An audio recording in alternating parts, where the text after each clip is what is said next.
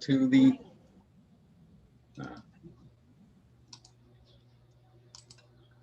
excuse me, they intercepted me.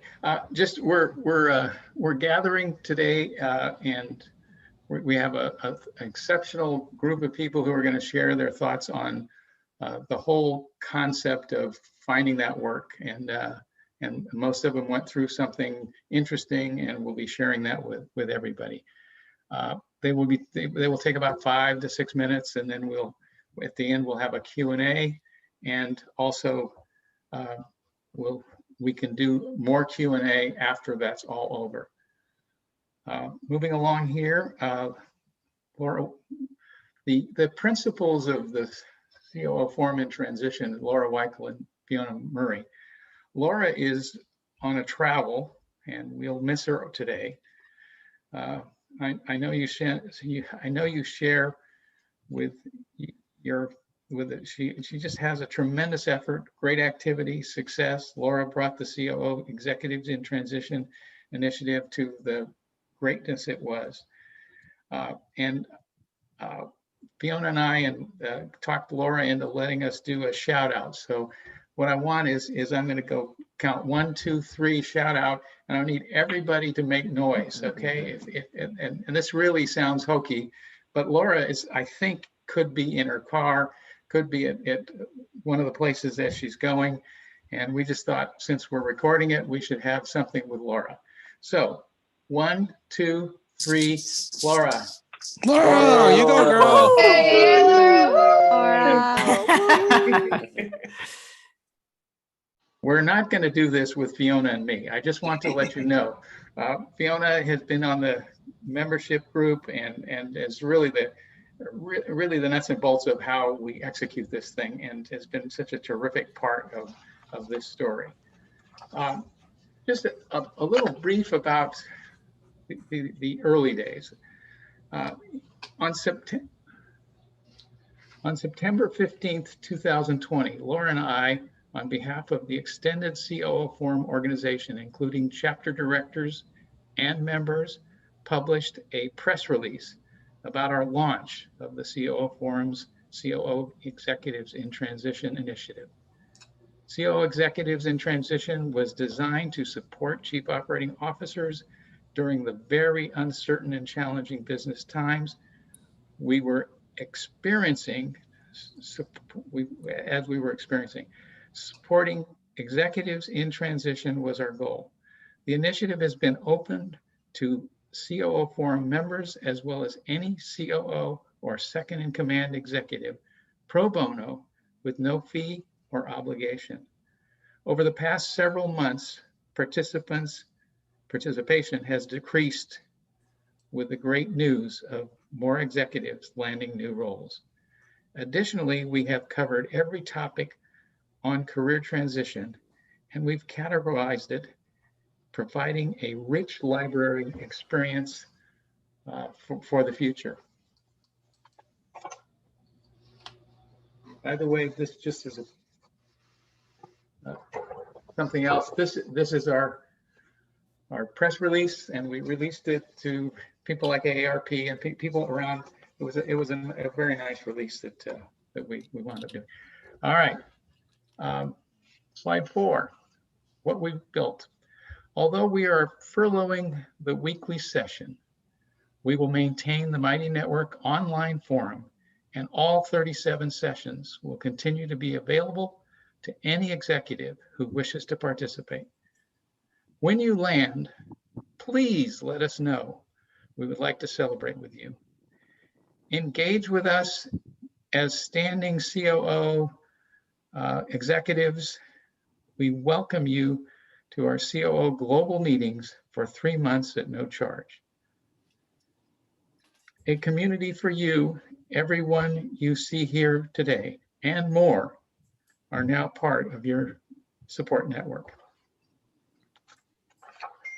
I'm going to move on to the program here. And today we're, this being the last session, we have a panel of, as you're seeing in front of you, some very, very important and successful people that are part of the COO Forum in Transition And they have stories to tell, and we'll be talking about those. I'm not going to talk about that story. Let's get going. And I'm going to be calling the typical way I call, which is Seth, you're up, and Meredith, you're on deck. Okay, cool. And this is supposed to be about 5 minutes. Is that right, Bill? Yeah, Up to that? 5 minutes is kind of is not a boundary. It's just a guide. Yeah. Okay. Cool. Yeah. So no, I'll probably be under that. So yeah. So I guess the idea here is to sort of talk about my transition and landing and sort of what I did in between and such as that. I think I did a little talk similar to this in a different group I belonged to not long ago, and I think it helps to have a little bit of my history. So I'll just briefly go through kind of how I got to where I was even before this job. So my first real job was I worked at the New York Times for many years out of undergraduate, and not as a journalist, but I was in the newsroom, and I worked half in operations, half in IT. And this is sort of the theme of my professional life, is sort of straddling those two things. Always interested in finding sort of an IT type solution to a business process problem. Did that for very long, way too long actually, and eventually went to business school, largely because I wanted to go into entrepreneurship. Didn't realize that's not the place to go to become an entrepreneur, but there you go. Had a good experience. Got out of business school and did some entrepreneurship type stuff. I worked with a company that had gone through YC, and then a couple of other things. I co-founded a restaurant company up in Seattle and such as that, and kind of really bounced around quite a bit. I did different companies. I also did a stint at Intel for 6 months, strangely enough.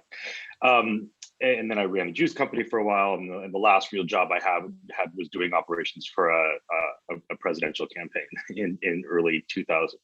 That wasn't the operations guy, but I was on the operations team, so that was pretty interesting. So when my candidate imploded at Bloomberg, I found myself out of a job in Salt Lake City, of all places, and not sure what to do next. So that's where I began my transition, so to speak. Came back home and hid in my basement for many months. I took the opportunity to teach myself a low-code programming tool called Bubble. I actually think this is very much the future of many things, and I'll get back to that in a moment. It is basically a way for non-programmers like me, I don't have the patience to learn how to actually code, to be able to build fairly complex database-driven web interactive type things. So if you know what Wix is, for example, this sort of drag and drop type thing where you can build a website, this is Wix on steroids, right? Where you can have a database in the back end and you can do all kinds of stuff, but all you have to know how to do is drag and drop. Now, it's not that easy. It does take some learning. It doesn't take as much to learn how to do C++ or anything like that, but you can't learn it in a week. It takes a few months. So I did that. I actually built an operating system for a company I used to work for, and sort of in the process of selling that to them now. So that was great. It was really interesting. I actually thought that's what I wanted to do, and that's what I spent the transition sort of doing. And frankly, I had been COO for quite a while, and kind of began to lose the thread a little bit because I thought, well, I'm going in this different kind of direction, but kind of stuck with it a little bit nonetheless. So that's kind of my history of where I was and kind of where I'm coming from. And I'll just say this as an aside and then tell you what I'm doing now. I have always found it extremely difficult to find work. And the large part, one, I just have not been interested in a lot of different things. Two, my resume is a mess, right? It's all over the place. I'm very peripatetic. I've done this, I've done that. Was in food for a while, which I have no interest in. So that's all over the place. So they look at my resume and they go, you look interesting, but you can't tag you, right? You haven't been doing X for 10 years. So it's always been extremely challenging for me to find something. And as a result, I had been working for quite a while with someone in Alameda, who's this wonderful kind of career strategy type person. And we had done a ton of work years ago. And then I just thought, now I have to go network. I'm terrible at networking. I hate networking with a passion, not good at it. And I just sort of let it all go. Long story short, in late 2020, suddenly through my graduate school, this thing comes along the transom. Just an ad basically from someone saying, hey, come, he's a guy who graduated from my school, come join me at this firm I'm working at now. It was absolutely the perfect job for me. It was sort of amorphous. It's at a small venture capital firm, which is in the startup ecosystem, which is fascinating to me. I'm passionate about startups and such as that, but it's an operations role. So I'm good at that stuff. And I think that, I thought that there was a good opportunity for technology and such as that. Suddenly all that work that I had done with this lady in Alameda became totally relevant in terms of that my application to this job was just perfect, I was a perfect sort of fit for it, and it was just sort of an obvious kind of fit. And so I got the job, and it turns out that it is a great fit for me. It is a startup company. We've only been around for 4 or 5 years, but it's growing extremely rapidly. I'm doing some things like facilities type work and all that, which is not ultimately what I want to do, but it's I'm sort of understanding all aspects of the company and such as that. And I'm beginning to get into a place where now that I sort of understand it enough, I'm beginning to bring in some of that stuff that I had done with Bubble, which is this low code programming thing, and saying, hey, you got a process over here. We could go and build something using Typeform or something like that, or I could build it for you. Right. And we can do that. We can do it exactly the way we want. And so I think I'm going to increasingly be able to sort of do that as I'm sort of here. So I have no advice to give to anybody. I have a long history of doing sort of the wrong thing repeatedly and not making good progress until finally everything sort of aligned. It's like, oh, well, great. Now here I am. I guess the only thing I would say is just that. Seth, time-wise, let's. Oh, sorry. Get to the bottom. Yeah, no. So the only thing I would just say is that, in terms of the transition type stuff, for me, it was, it's all, they've always said, it's all about the people and stuff like that, and doing that whole piece of work, which I've always sort of hated to do. But it turned out to be that's absolutely true. There's a sort of a longer story about how I actually got into this company. It has to do with people who I knew previously in other roles and other lives and stuff like that. And that really turned out to be absolutely the case. So unfortunately, you don't get things through Indeed.com or anything like that. You get it through working through your network. So anyway, I'll leave it at that. Thanks, Seth. Meredith, you're up. Hi, everybody. My name's Meredith Hollander. I live just outside of Boston, and I'll start with a little bit of my background, and then I've come up with some lessons that I want to share from my process. So I've spent my entire career in event marketing, and worked my way up from being an event planner to being second in charge of a $500 million company.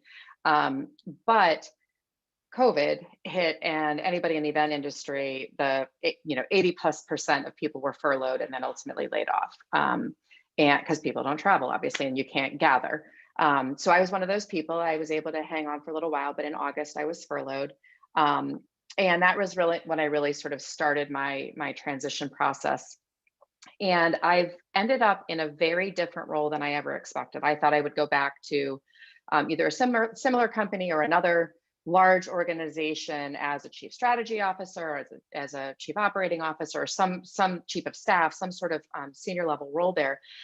And as I went through my process, I really I learned a lot, and I shifted gears, and I'm now the second in charge of a software startup company, which is not at all where I expected to land. But I went down a lot of paths, and ultimately it led me here. And I want to share some of the things that got me there.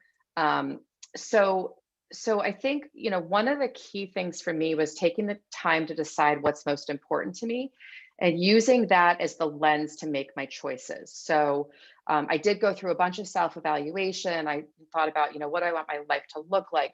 How do I want to, do I want to continue to travel every week? Do I want to spend more time with my family? What type of impact do I want to make? Do I want to continue to sort of work in an area where both of the companies that I spent most of my career at were owned by families. And I always felt like, all right, I'm an employee, I get, paid a decent salary, but I don't have ownership in this. And I don't, feel like I'm making an impact on something really much bigger than myself. And then through some networking, I spoke with a friend who I hadn't talked to in a long time. And she gave me this small phrase, which really became my lens for everything. And that was, what lights me up? What lights you up? And I think the lesson from that is, don't just take a job because there's a job that feels like it's, you know, like it's something you should do. I mean, even just listening to Seth, he's like, it was the perfect thing, right? Like he is lit up by his new role. And I think that that's a really important lesson, because I think when we're in transition, we get nervous, right? We get nervous because of, you know, finances and being out of the workforce for too long, and, you know, being unclear on what we want to do. And I think that simple phrase of what lights you up really became a guiding principle for me. And just to step back a little bit, so the software startup that I work with is software to support nonprofit fundraising. So on top of being, you know, able to be in a role where I get to influence major decisions in a company that I believe has great potential to grow, I'm also helping nonprofits raise money. So the impact that I'm now having is much larger than just a job. And that's really become something very different for me. And also, as I mentioned, I was working for family-owned businesses. Well, I now have ownership stake in this company. And that is, you know, very exciting to me, and really sets me up and my family up for, it's a huge risk, but it's also, you know, the potential for a huge reward. So lesson one, take the time to decide what's most important for you. The second one is network, network, network. And I think everybody knows how critical this is. And we've had some people in these sessions who've talked about spending 80% of your time networking, at most 10% of your time applying for jobs, because applying for jobs is not how any of us are likely to get our next role. And so, you know, I would say follow through on every opportunity to talk to someone new. You never know where it will lead. And I'm going to give Chris O'Rourke some credit for, he introduced me to a woman who he met through something local in the DC area. And I will say, the morning that I was supposed to take this call, I was like, oh my God, I'm tired. I don't want to do this call. I don't know what the benefit is of talking to this woman. She's still in the events industry. I don't know if I want to get out. She has become one of my dearest friends, and someone who I have coached. She has coached me. We ran clubhouse rooms together. We, you know, depend on each other. We call each other at 11 o'clock at night. And really, like, it was the most wonderful gift that someone gave me, was to have someone who was in the exact same place I was, in the same industry and experiencing the same thing. So thank you for that, Chris. Tell everyone what you're looking for. You never know who they might know or what they've heard about.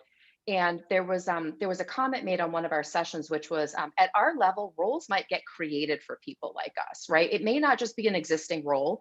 And that's what happened to me. I got connected 3 steps removed through the founder of my company, who 5 minutes into our conversation, he looked at me, he goes, "You are a slam dunk for me. I am not looking for this role, but I now know that I need you, and we need to figure out how to make this happen." And so that really is true for people at our level, and it happens through those conversations. Third, be open to things you haven't thought about. So again, I never would have, like, the idea of being part of a startup sounded great, but it really wasn't what I was looking for. But as I started going down some of these paths, I found I was more and more inspired at every moment talking to founders of startups. And then the final lesson that I would share is, and these are actually lessons that I got from other sessions through this program, is believe in yourself, because you need to believe that someone somewhere is creating your next opportunity, and that it will be the right thing for you. And it may not exist today, but it might exist soon, and it is happening out there somewhere. And also, at some point, you will find your next position. And we had a session on the emotional process that we go through as we are in transition. And I think it was actually my first session. It was exactly what I needed at that point. And somebody made a comment about knowing that at some point you will find that next role. So you got to keep pushing through it, but you will get there. And so I just want to say thank you to Bill and Fiona and Laura for creating this space, because it was exactly what I needed at the right time. And it really helped me get through the process and find where I needed to be next. So, thank you. Meredith. Thank you. James, you're up, and John, you're on deck. Yeah, great advice so far. Love it. So just again, like others have done, a little background on myself, just so you know the perspective I'm coming at this from. So I've done a lot of different things in my career. Helped build the world's largest optical telescope in the late 80s, became a certified public accountant, management accountant in the 90s, working in Silicon Valley, taking companies public, going through the craziness of the .com era, and then joining in the very end of the 90s, a venture fund that was doing a lot of the IPOs, and I've been with them for the last 22 years, and then recently transitioned into a new role in another investment firm. So that's the trajectory. And as I was going through this process after 22 years of being with the same firm and surviving 3 leadership transitions over that period of time, I really wanted to reflect again on what I may do differently, right? Because my past has been so different, changing a lot. And I think, so like was just done with Meredith, there's 3 sort of lessons learned for me. And it's really about discovery of myself as I was trying to find my next role. And so the first thing was, I wanted to look for attributes in what I was going to do next.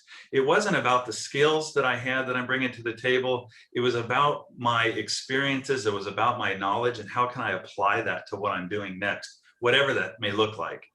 And so I really, really wanted to focus on attributes. So things such as, is there mutual respect in the organization and by the people?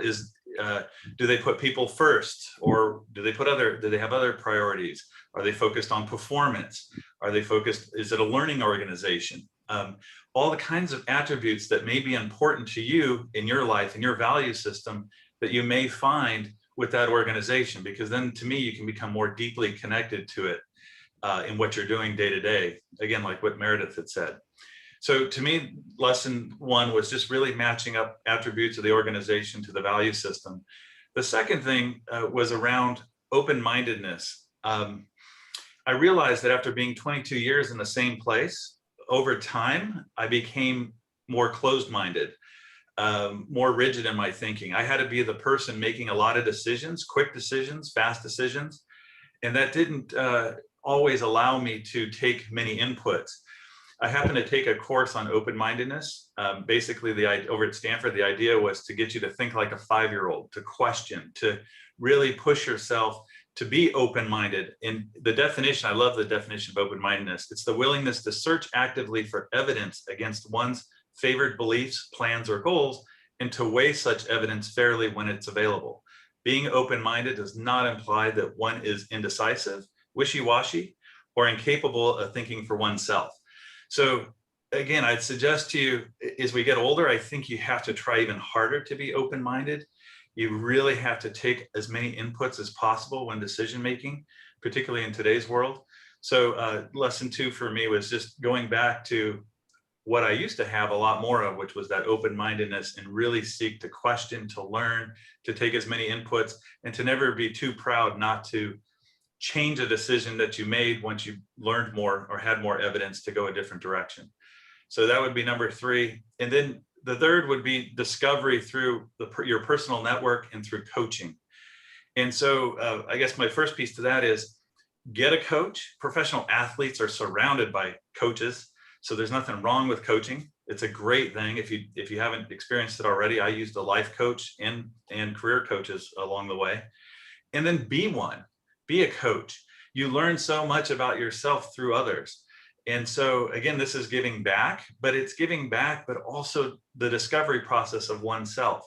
So I would really encourage you to think about having third parties help you evaluate yourself, what your strengths and weaknesses are, what you bring to the table, and help you find those attributes or those next steps on what you're looking to do.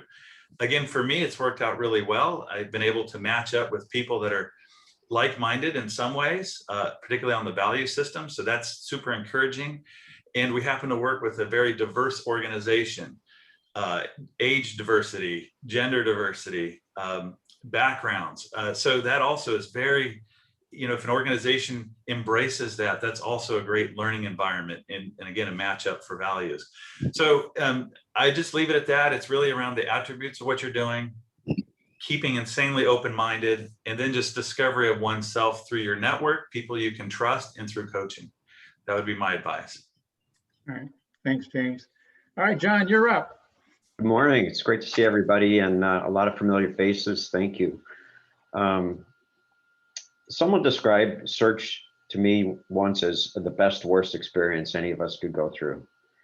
And as I reflect back, and thank you for the opportunity to share, Bill and Fiona and crew there, it was exactly that. It was the best worst experience. It was 17 months for me. And after a decade at United Health Group and Optum, and I joined Optum when it was not there. So day zero, helped create Optum. It was quite a rush to not be in that world after almost 10 years of being in it. Having COVID myself in January of 20, getting back on my feet, and about 4 weeks after that, got organized. Funny, I put a job app in and suddenly I had an interview and I thought, well, this won't be too bad. And then COVID hit, and guess what? It was a very different experience. I had initially intended to take my my passion for IT, healthcare, and change and take it into a nonprofit space and do an executive director like role in a nonprofit, which is another avocation of mine. And after 100 meetings in a COVID world, by May of 20, came to the realization that just wasn't going to happen. So 420 networking meetings later, I did land. But it was an interesting experience. So I think back and I put in a COVID factor and I put in a redirection factor, a 17-month, an inordinate amount of time. I don't know, but I do agree with others that know what you're searching for. So I purposefully shifted gears about a third of the way through my transition, which created a little bit of extra time. I did land a role that's a little bit different than what I thought.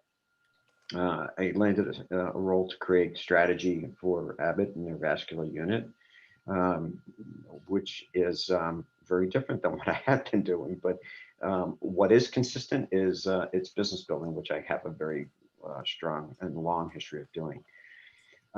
So funny story, before and during the process of negotiating, knowing nothing is ever done until it's done, I took an interview with a competing organization, and I spoke with the recruiter, and one of the first things the recruiter asked me, I was a younger recruiter, was, how am I enjoying retirement? It was, how long have you been out of work, and how am I enjoying retirement? And I just, my inside voice was laughing. But I responded with, well, here's what I've done to enjoy my retirement. First of all, what is that? I had 520 networking meetings, 120 online job applications. I was active in about 6 or 7 networking groups, this being one of them. With the help of some people on this call, did 7 to 10 LinkedIn profile rebuilds, secured 4 technology certifications, the ProSite certification at 3 healthcare focused organizations from prominent universities around the globe, attended 4 Reuters global conferences on healthcare, market researched and wrote a white paper, and led a 100-person community organization through COVID disaster recovery and operationalized a C3. And after that, this young recruiter said, I guess you weren't kidding.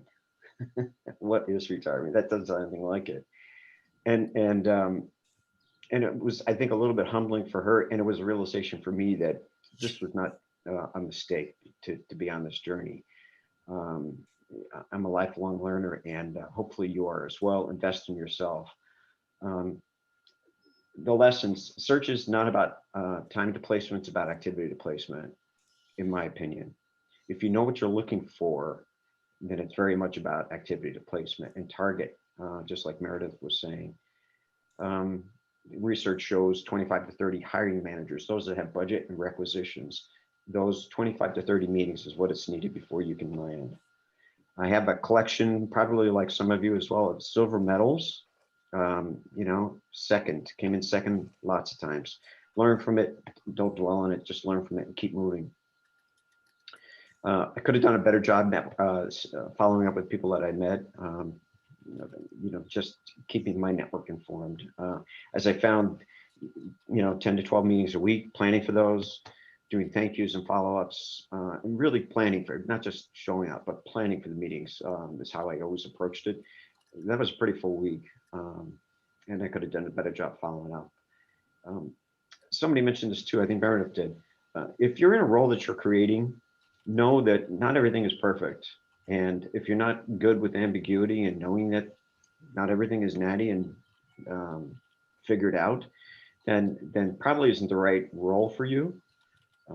I too landed in a role that was sort of created. It took 6 months to create this role that I'm currently in. So deal with ambiguity, or maybe look at something different. Pay forward, take care of your physical self, spiritual self, buckle up, have some fun.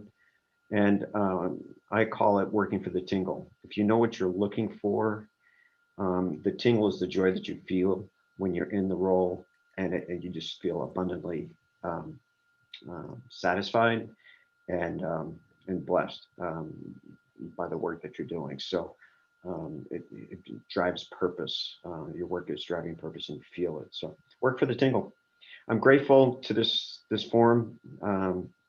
Thank you so much. It's been terrific. Thank you, John. Teri, you're up, and Aaron on deck. All right. Hello, everybody. Thank you for the opportunity to speak. Transition. Wow, this was my first time going through a transition. I was recruited to a job in my early 20s. First, I'm Teri Cannon from Minneapolis.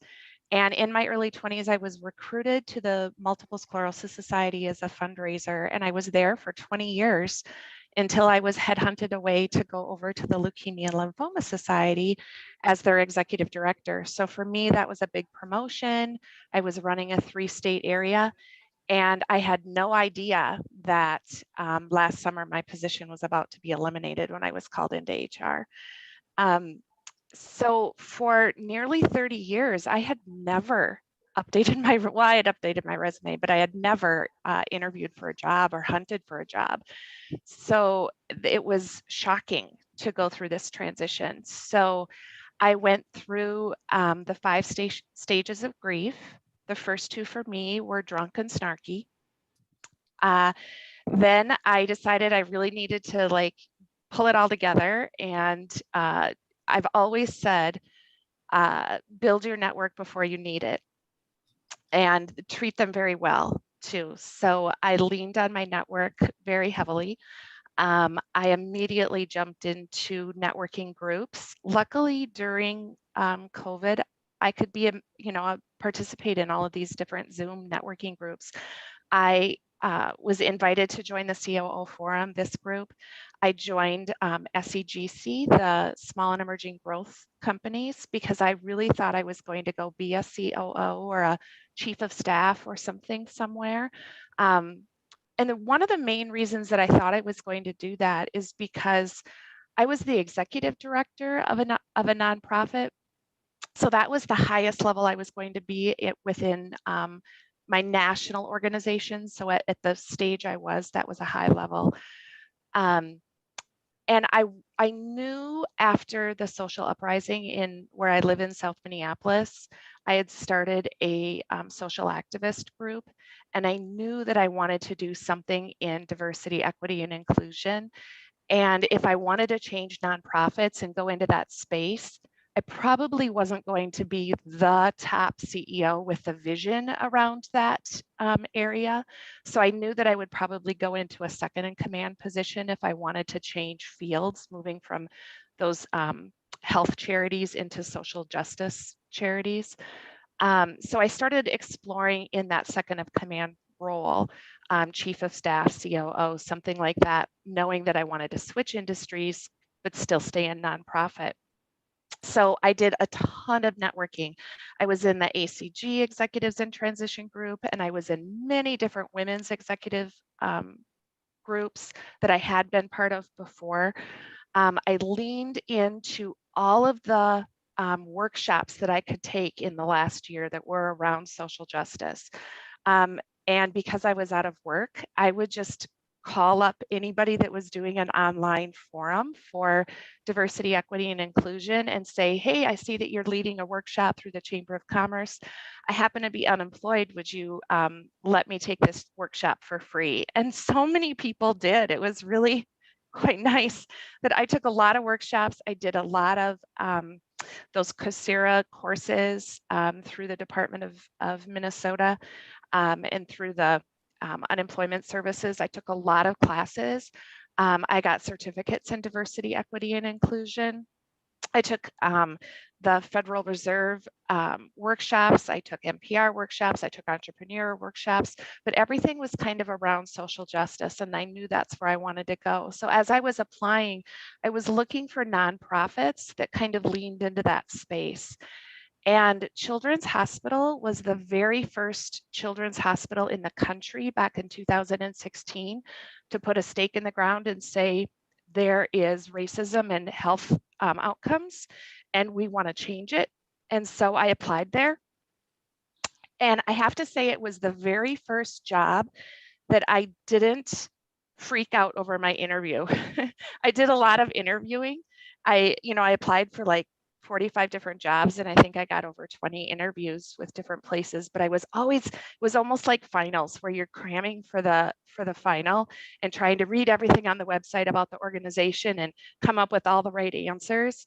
But it wasn't until I got to Children's that I realized I could just answer authentically, and I knew that was going to be a good fit. So yeah, everything that I did during my transition, I got up every single day, got dressed, took a shower, put on makeup, was in front of a Zoom, and treated it like a work day. So whether I was taking a class, going to a networking event, whatever it was, I was constantly engaged.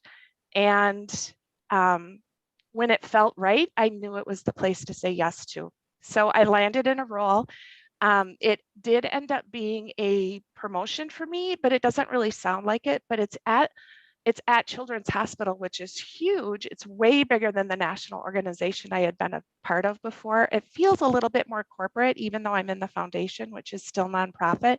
And it's exactly what I want to be doing. I'm fundraising for a place that is ending systemic racism in healthcare. So I followed my passion. I took advantage of the time being out of work to take a lot of courses. And I think I landed in a great spot. Thank you, Teri. All right, Aaron, you're up. All right, well, thanks for having me. I actually spoke to this group in late January. I accepted the opportunity to speak to this group 5 days before I myself received a layoff notice. So when I spoke to the group, I knew that I was actually going to be laid off a few weeks later. The thing is, for me, and Bill knows this because I've been a part of the COO Forum since 2008, I think that I've had about 8 roles in the last 10 to 11 years. I've been in startups, and I've been essentially COO, head of operations in startups, and it's a rocky road. I didn't realize it at first when I got into it, but you initiatives don't work, ownerships change, things happen.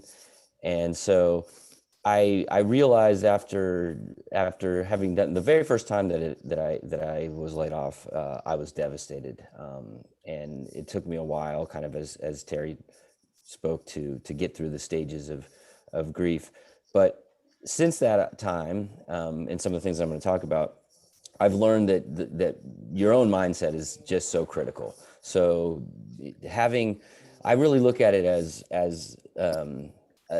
I find excitement in it, not in a twisted way, but in like, here I am, and I'm going to get to see what else is out there. And I know I'm going to land somewhere new and exciting. And if you look at my resume, I've done everything from sold swimsuits to special education technology, legal technology, logistics for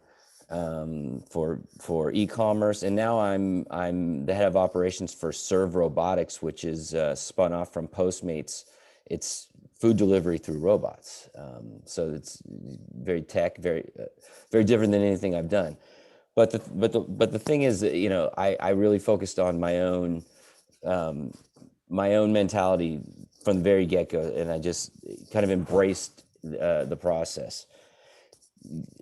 A couple of things that people have said are very true. Reach out to your network. You have to make sure people know, but I will even extend that further than what you might think is your professional network. You need to let everybody know. I once got a job offer because my sister ran into an old friend of mine at a party, a holiday party, and come to find out that he was an entrepreneur who needed a COO, and I hadn't talked to him since 7th grade, I think, or something like that. So it's not just your network; it's everybody. And then I want to keep this brief, but I do want to give a little bit of some tactical advice, because there's been a lot of good strategic advice, but you know, a lot of people do say, hey, spend your time networking, don't waste your time applying. Well, I think in general, yes, you should probably do more networking than applying, but you do need to apply. And I've my current job, I got through an application. There's a twist that I'm going to explain. And several of my jobs in the past, I've got through just applying. And in fact, in this go round, I had technically 3 offers at the time that I accepted this offer. The time before, I had 3 offers as well, and I had 2 offers in hand the time before that, because I've kind of learned a way to do this. To some extent, I've gotten lucky with the timing, because you can never set that up perfectly, but I've been pretty lucky. But I do apply, but I don't just apply, set it, and forget it. I then further see how I can get into that organization.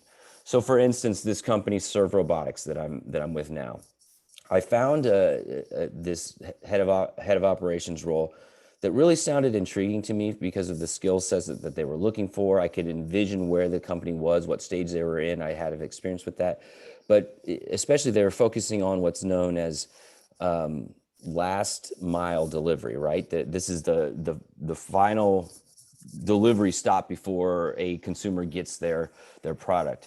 And I've been involved in that for the past 12 to 15 years because I've been in e-commerce, or I've been in some sort of anything that is not just a retail, brick and mortar retail. There's some sort of delivery of service, delivery of product.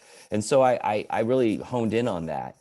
And I looked up the CEO, and we had a shared connection. So I reached out, and in that little 300, I didn't even buy the LinkedIn Premium. I just used the free LinkedIn, and that little 300 character limit. I briefly introduced myself and talked about last mile and some specifics on that. And then he turned around, had me put me in touch with some other folks in the company, and it took off from there. So yes, do network, but apply. And when you apply, see if there's a way that you can reach in. Because that's a bit of tactical advice that has worked well for me. Thank you. All right, great, Aaron. We're going to do Q&A, and but I wanted to read something Laura produced for this group just briefly. So while I guess I'm asking you to kind of double dip here, think about what you want to do in terms of asking questions of the six members that participated. And we'll take the Q&A in 2 minutes. How's that? This is Laura's comment for the day. It is with deep gratitude that we thank all of our 196 transitioning executives for trusting us with your time and allowing us to be part of your transition journey. We are deeply grateful to the 32 experts in transition who has given us their time and their rewarding initiative. You have touched us many times. To our members and chapter directors who show up just to be a part of someone's support network, thank you. We have heard from many people who have mentioned that your name is in gratitude. This is not the end, just a break from the weekly session. We have looked forward to our Tuesday for you for 40 weeks, and thank you. That's from Laura Weifel. All right, where do we want to go for, who has a question, who has an idea, who has a thought? Okay, I see Arel's hand up and Dave's second, so we'll go that way. I Thanks for the feedback. Everything was great. And the insight. I had a specific question for Teri. Teri, I have a friend that's transitioning after 25 years of being in media, and I gave her the best advice I could, but I don't have that similar experience like you. So do you have like anything like real quick top level that I can share with her just from being in the same job for 25 years? I really can't really relate, but I think, you said you were there for 30 years. So any insight? Yeah, I think, like I said, just I knew what I was most passionate about in the last year, and I wanted to go to an organization that had those same values. And through just everything that I was doing in transition was around where I wanted to land, whether it was taking classes, taking workshops, meeting with people, sharing my story, that I was just referred to that place. Because people knew that I was looking for that kind of opportunity. So just put it out there.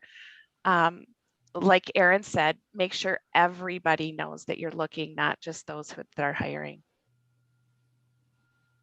Okay, thank you, because she doesn't want to tell anybody. So I'll share Oh, that from you. yeah. Thanks.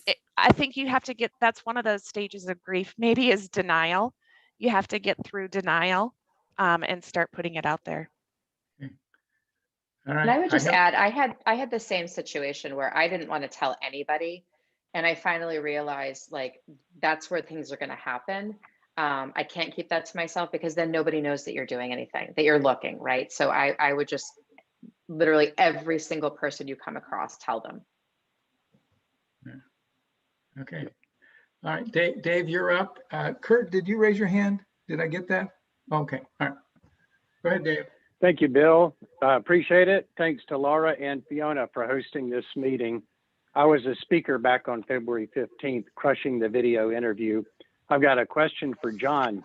John, you mentioned you had hundreds of networking meetings, 420 or 520. You had 10 or 12 networking meetings per week. Can you kind of walk us through the mechanics of how you set those up? Were they in person? Were they on Zoom? Were they on phone? What was the ratio? Those types of things. Thank you. Yeah, thanks for the question, Dave. With COVID, Zoom fostered that kind of productivity.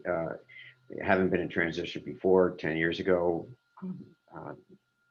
that kind of production would have been pretty tough to attain. Scooting around town and meeting face to face, and not impossible to do, but COVID and Zoom certainly made it quick and made for very good use of time.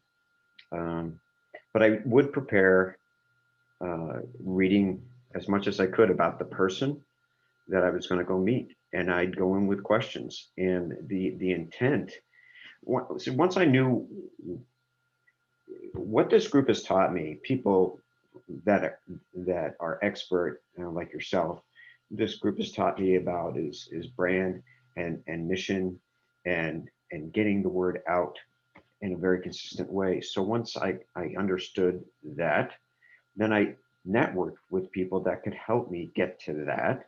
And I basically interviewed them like a reporter. And that enabled many things, which was writing a white paper, for example. But it also helped me educate myself and where to educate myself.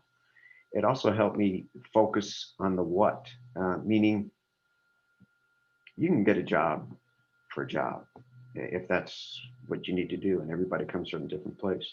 But getting a job where there's a tingle takes a little bit of thinking, keeping your head up and observing what's happening in the marketplace and solving that problem, and then using inputs from all those other people as well. So yeah, it's just very purposeful, planful.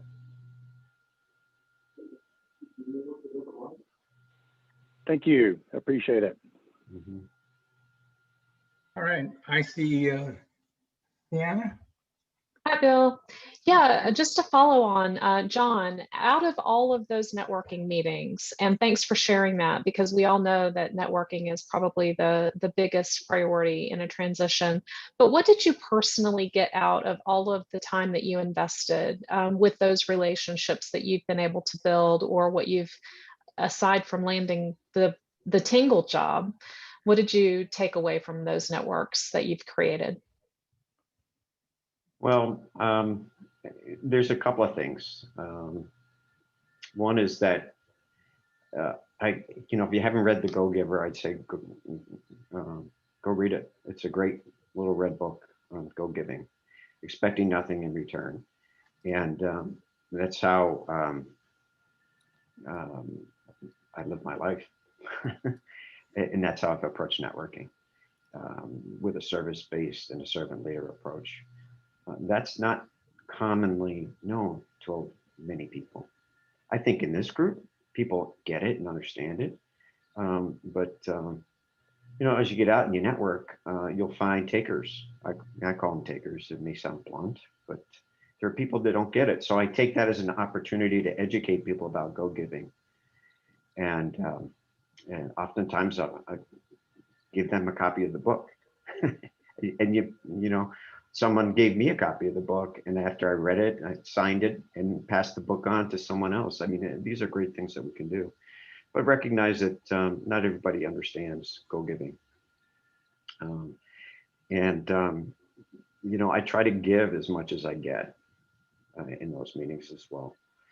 Sustaining relationships, it takes energy to do it. Here we are working, and we're investing in the network and paying it forward, expecting nothing in return. So I would just say, do the best you can to build the relationship, and it does take some time to do that.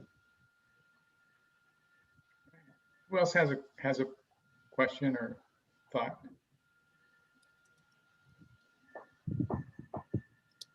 Looking around here.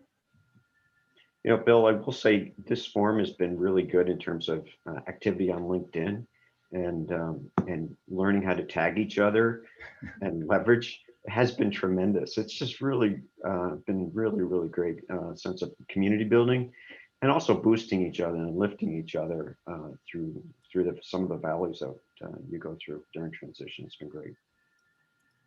Thank you. Thanks for the kind words. I know we appreciate that. Who else has a question, a thought, a comment? Okay, Chris, upper left here with his hand in the air. I'll put my hand down. I'll put my digital hand down. Well, first off, thank you for sharing your stories with us today. Very profound to hear of your journey, and congratulations to all of you. And it's been a thrill to get to know some of you, and some of you quite deeply over the last 18 months.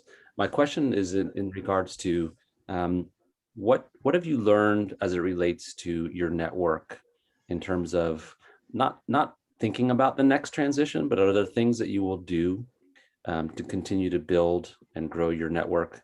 Again, not because you're planning for the next transition, but because you think it's a good thing to do as a human being. Are there things that you will do differently having gone through this process of transition? I'll start with that. So yeah, I think Teri said that you need to build your network before you need your network. And I think that's something that I never did. I was in an industry where I was connected to people in that industry. I never imagined leaving that industry. And so I didn't spend any time outside of sort of my day-to-day with the people who I was, working with and collaborating with. And it became really hard to do the networking part of it because I hadn't nurtured those relationships for a long time. So I think the thing that I would do differently, and what I'm trying to continue doing now, and I have to remind myself regularly to follow up with the people who I did, sort of start that process with, is to keep that going. And I think, and also, what John was saying about really paying it forward and not expecting anything in return.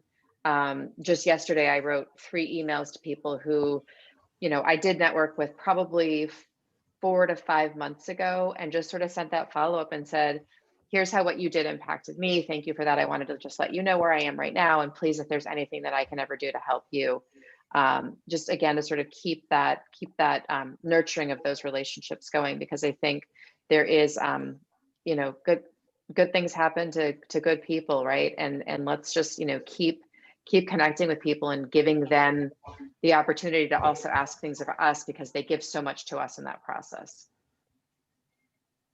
I just add empathy.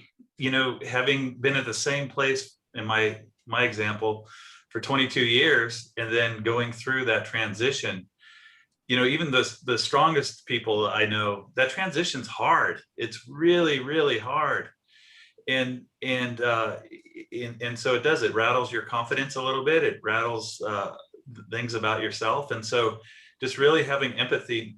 How I look at my network now is when I know somebody is going through a transition, I really try to do everything I can to help them and support them as they're going through it in any way possible. And again, I don't do it with the intent of getting some kind of return out of it. I just know how hard it was for myself, and then being able to help them make it to the other side. I was going to just say real quick, and Bill obviously did not prompt me to say this, but if you're not active in a COO chapter, I highly recommend that you do so. And James is, I consider, part of my network that I've met through this, and he actually helped me with a very tactical thing during my search process that led to one of the offers that I did not take. But I've got folks that I've been able to help support myself, and then also receive support from this specific network, and it's worth the while. All right, who else has a question, comment, thought? Paul has his hand up. Oh, Paul. Yeah, thank you. I just put it in the chat. I just want to thank everybody for their participation. I've learned a lot from preparing to present and from listening to the other presenters. And then I've learned a lot just from listening to the participants as well.